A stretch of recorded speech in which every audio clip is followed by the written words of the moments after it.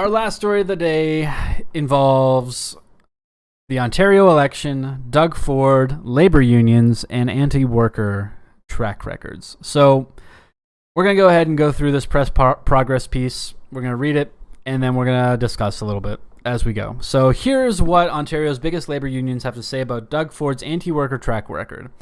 Doug Ford says he's working for workers, but workers say he spent the last 4 years trampling on their rights. Let's see who's right. Doug Ford is trying to pitch himself to voters as a friend of Ontario's hard-working blue-collar workforce, but many of Ontario's top labor leaders say Ford's rhetoric is ridiculous and point to his track record pushing labor legislation that has trampled on workers' rights. Ford's Ontario PCs claim that they are working for workers, and the talk about standing with those who shower at the end of the day, not the start. Ford has even netted a few endorsements from several construction unions, something he points to as evidence of Ontario's labor unions are warming up to Ford. But most labor leaders say Ford is trying to divide workers and distract them from his long track record of rolling back workers' rights.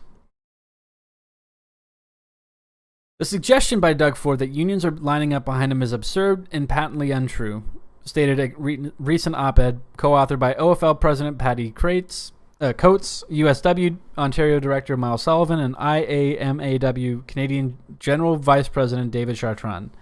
We know this because our organizations represent approximately 1 million Ontario workers. We'll open that up and look at that as well.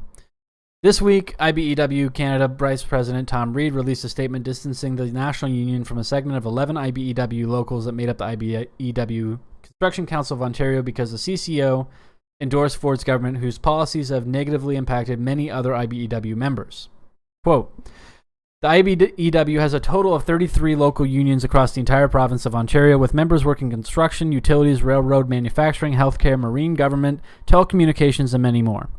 Many of these members and their families have been negatively impacted by legislation and policy decisions the Ontario PC Party made during the last 4 years in office. Other labor leaders point to Ford's track record pushing anti-worker legislation. Worker protections have, quote, absolutely without question taken a step back, end quote, under Ford's leadership, CUPE Ontario President Fred Hahn told Press Progress. Not only are they systematically impacting and trying to trample on the rights of workers, but then they try to convince people that they are doing the opposite, Hahn said. So we have double the work to do. We first must convince people against their spin. Ford also made it more difficult for unions to educate their members and the general public about how PC policies impact workers, Hahn said. Ford's Bill 306 targeted the ability of unions to engage in political advocacy and limited their ability to advocate for pro-worker policies. What? No way. What? Notwithstanding clause. Oh, god damn it, no. Okay, we're not paying for that. Sorry, guys. Many other unions representing workers in Ontario have expressed deep concern at another prospect of another Ford-led government. Ford has made his position on workers' right clear early on. One of their first acts in government repealed paid sick days and canceled the planned minimum wage increase. UFCW 1006A President Wayne Hanley told Press Progress. Noreen Rizvi, Unifor's Ontario Regional Director, added that Ford has shown no hesitation on trampling on workers' rights. Workers and unions have spent years pushing for the changes that we want under the previous Liberal government, and Ford's Conservatives caved to pressure from the Retail Council of Canada and others to take those protections away. While Ford increased the minimum wage to $15 an hour 3 years later than promised, the Justice for Workers campaign is now campaigning for a $20 minimum wage to reflect the increased cost of living in Ontario. The Canadian Union of Postal Workers also criticized Ford's Bill 88 for introducing a second-class minimum wage for gig workers. Yeah, Ontario has not been union-friendly. Education workers also say they've been targeted by Ford's government.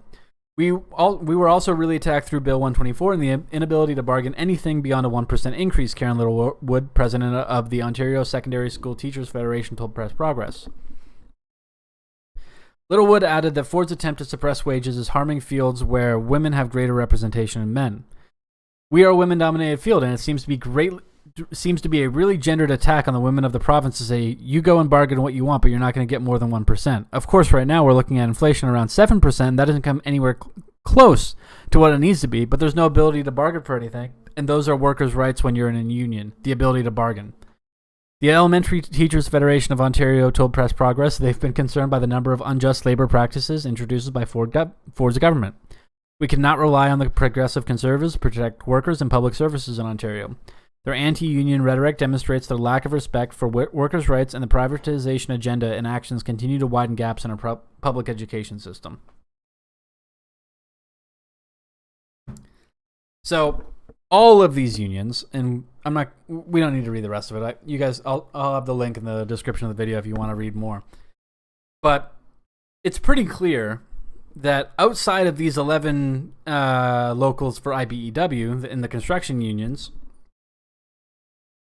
there's no union support for Doug Ford. There's no union support for the progressive Conservatives. All of that support is going either to the NDP, the Greens, or the Liberals. Mostly to the NDP. Like the vast majority of Labour supports the NDP for obvious reasons. And I think that in this situation, trying to use this as a line to carry through. Let's just read here. Most unions don't support Doug Ford. This is from the three union leaders, Coates, Sullivan, and Chartrand. Make no mistake about it, the majority of unions and workers support Andrea Horvath and the Ontario NDP in this election.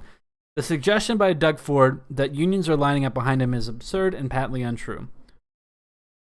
They have over a million users, union members.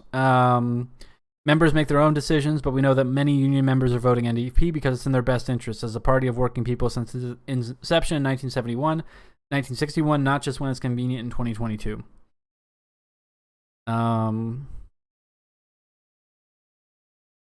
Yeah, I think that if elected, the party will introduce a $20 minimum wage, make long-term care public and not-for-profit, and bring back rent control and return the WSIB surplus to injured workers instead of corporations. And NDP will bring anti-scab legislation to stop companies from hiring replacement workers during strikes and walkouts. The NDP will create Ontario benefits to cover all workers, including those in part-time, casual, app-based, or contract jobs, to ensure stable health and dental benefits. As Premier, Horvath will enforce and strengthen the Employment Standards Act to ensure workers can't be fired without cause. The NDP will also be a partner in government and will ensure the Occupational Health and Safety Act is enforced. Yeah. Anybody who actually believes that unions are supporting Doug Ford, other than a very, very, very few number of them, of individual locals, is insane. Vote NDP, vote Green.